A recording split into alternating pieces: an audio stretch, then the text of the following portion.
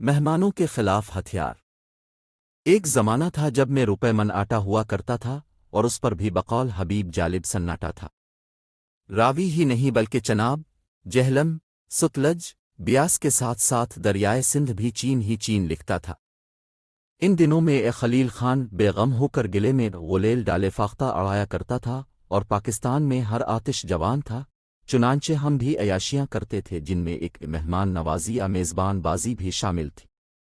بہانے بنا بنا کر رشتہ داروں اور دوستوں کی دعوت کرتے تھے اور راہ چلتے لوگوں کو پکڑ پکڑ کر کھانا کھلاتے تھے، اور اکثر پشتوں کی یہ مشہور کہاوت دہراتے تھے، بلکہ گاتے گنگناتے تھے کہ بھائی گھر میں آنا بھی ہے، بکری بھی اور مرغیاں بھی، مہمان تو مجھے خس بھی دکھائی نہیں دیتا، اور آج یہ دن ہے کہ مہمان کا نام سن کر کپکپی طاری ہو جاتی ہے۔ پہلے تو پاؤں کے انگوٹھے سے لے کر سر کی چوٹی تک سنسناہٹ دوڑ جاتی ہے جسے کسی نے جنگل میں فائر کر دیا ہو، پھر زبان پر دنیا کا سب سے بڑا اور کثیر الاستعمال جھوٹ آ جاتا ہے، کہہ دو گھر پر نہیں ہوں، لیکن خبر لانے والا جیسے منہ پر تھپڑ مارتے ہوئے کہتا ہے کہ اس نے آپ کو گھر جاتے ہوئے ابھی ابھی دیکھا۔ گویا نہ جائے ماندن و نہ پائے رفتن۔ بڑی مشکلوں سے منت سماجت کر کے جسم کو اٹھاتے ہیں، تاب لاتے ہی بنے گی غالب۔ معالمہ سخت ہے اور جان عزیز گو یا گردن کو اس مہمان نام کے گلوٹین کے نیچے رکھنا ہی پڑے گی۔ معاملہ اگر صرف سخت ہوتا تو نمٹ بھی لیتے کہ اپنے ماضی کی حکومتوں نے اور ان کی عطا کی ہوئی مہنگائی نے ہمیں سختیوں کا عادی بنا دیا ہے، لیکن تن من دھن میں گنجائش ہو تو مہمان نوازی کی عیاشی کرے۔ بوجھ ہوتا جو غموں کا تو اٹھا بھی لیتے، زندگی بوجھ بنی ہو تو اٹھائیں کیسے؟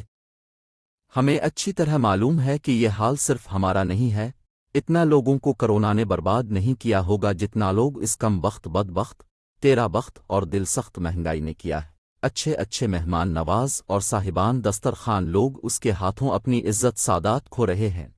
ہمیں یقین ہے کہ خود اصلی حاتم طائی اگر اس وقت زندہ ہوتا اور مزید بدقسمتی سے پاکستان میں بھی ہوتا تو چھپ چھپا کر کسی لنگر خانے میں ملتا۔ مطلب یہ کہ اس حمام جسے IMF ہمارے لیڈروں اور مہنگائی نے بنا رکھا ہے، اس میں سب کے سب ننگے ہیں۔ جوگر زر ہی گزار دونا گلہ کرونا برا کہو۔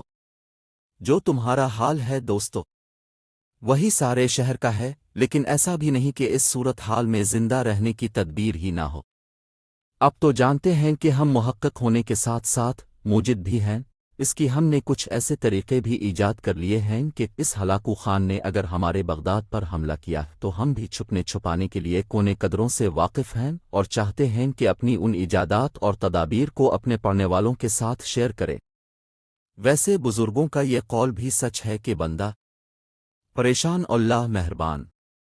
وہ ایک بادشاہ کے بارے میں تو اپنے سنا ہی ہوگا جس نے اپنے وزیر سے پوچھا تھا کہ سب سے بہترین ہتھیار کون سا ہے؟ وزیر نے کہا کہ جو وقت پر ہاتھ لگے۔ اس پر بادشاہ نے وزیر کو ایک میدان میں لے جا کر اس پر ایک مست ہاتھی چھوڑ دیا کہ اب اس سے بچ کر دکھاؤ۔